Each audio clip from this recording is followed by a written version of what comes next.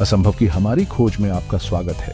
आज हम 3 दिमाग हिला देने वाली चुनौतियों में उतरेंगे जो तर्क और कारण को चुनौती देती हैं। ये आपके रोजमर्रा के ब्रेन टीजर्स नहीं हैं।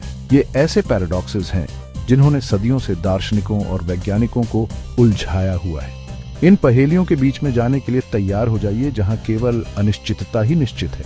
वास्तविकता के बारे में आप जो कुछ भी जानते थे उस पर सवाल उठाने के लिए तैयार हो जाइए। हम अपने पर्सपेक्टिव्स को बदलेंगे, भाषा की सीमाओं की खोज करेंगे और अपनी समझ की सीमाओं का सामना करेंगे। तो क्या आप असंभव के दायरे में इस रोमांचक एडवेंचर पर जाने के लिए तैयार हैं?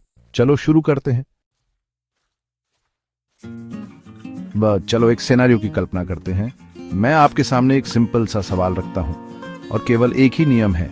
अगर सही जवाब हाँ है तो आपको ना कहना होगा, और अगर सही जवाब ना है तो आपको हाँ कहना होगा। काफी सीधा साधा लग रहा है ना? अब असली ब्रेन ट्विस्टर ये है, मैं आपसे पूछता हूं, क्या इस सवाल का जवाब ना है? चलो इसे समझते हैं।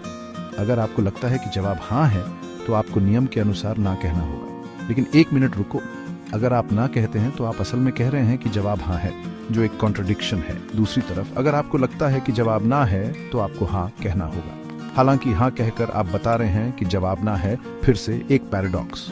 यह दिमाग घुमा देने वाला सिनेरियो हमारे लॉजिकल सिस्टम्स की सीमाओं को दर्शाता है जब उनका सामना सेल्फ रेफरेंशियल पैराडॉक्सेस से होता है। यह एक फैसिनेटिंग उदाहरण है कि कैसे भाषा और तर्क कभी-कभी हमें सर्कुलर रीजनिंग के गोल चक्कर में फंसा सकते हैं जहां से कोई बचाव नहीं है।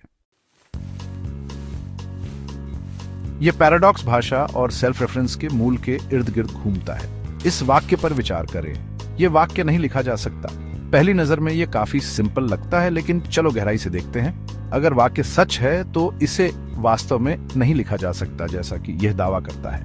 हालांकि इसे पढ़ने का मतलब है कि इसे लिखा गया है, जो एक कॉन्ट्रडिक्शन पैदा करता है। इसके विपरीत अगर वाक्य गलत है तो इसे लिखा जाना संभव होना चाहिए। लेकिन अगर इसे लिखा जा सकता है तो इसका खुद का दावा कि इसे नहीं लिखा जा सकता गलत है, जो हमें एक पैराडॉक्सिकल लूप में वापस ले जाता है। यह पजल सेल्फ रेफरेंशियल स्टेटमेंट से निपटने के दौरान भाषा की सीमाओं को उजागर करता है। यह दर्शाता है कि कैसे भाषा कभी-कभी कॉन्ट्रडिक्शंस और पैराडॉक्सेस पैदा कर सकती है, सच्चाई और अर्थ की हमारी समझ को चुनौती देती है।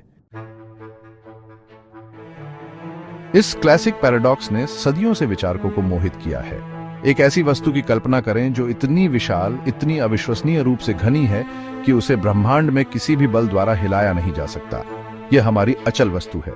अब एक ऐसे बल की कल्पना करें जो इतना शक्तिशाली, इतना अथक है कि वह अपने रास्ते में आने वाली किसी भी बाधा को पार कर सकता है। यह हमारा अजेय बल है। सवाल यह उठता है कि क्या होता है जब अजेय बल अचल वस्तु से टकराता है? तर्क कहता है कि किसी एक को रास्ता देना होगा। अगर अजेय बल जीत जाता है तो अचल वस्तु वास्तव में अचल नहीं है। इसके विपरीत अगर अचल वस्तु स्थिर रहती है तो अजेय बल वास्तव में अजेय नहीं है। यह पैराडॉक्स बल और अचलता जैसी एब्सोल्यूट अवधारणाओं की हमारी समझ की सीमाओं को प्रकट करता है। यह हमें इस संभावना का सामना करने के लिए मजबूर करता है कि ये अवधारणाएं एब्सोल्यूट रूप में मौजूद नहीं हो सकती हैं, कम से कम भौतिकी के नियमों के भीतर, जैसा कि हम वर्तमान में उन्हें समझते हैं। और ये लीजिए 3 चुनौतियां जो तर्क और कारण की सीमाओं को आगे बढ़ाती हैं। ये पैराडॉक्सेस देखने में बेतुके लगते हुए हमारे ब्रह्मांड में भाषा और विचार के ढांचे में निहित सुंदर जटिलताओं को प्रकट करते हैं। ये हमें याद दिलाते हैं कि ज्ञान की खोज एक सतत यात्रा है जो अप्रत्याशित मोड़ और पोवरोतामी से भरी है। क्या आप कोई और असंभव चुनौतियों के बारे में सोच सकते हैं? हमें नीचे कमेंट्स में बताएं। लाइक, सब्सक्राइब करना ना भूलें और अगली बार हमारे साथ जुड़ें जब हम ज्ञान के ब्रह्मांड में आगे बढ़ेंगे।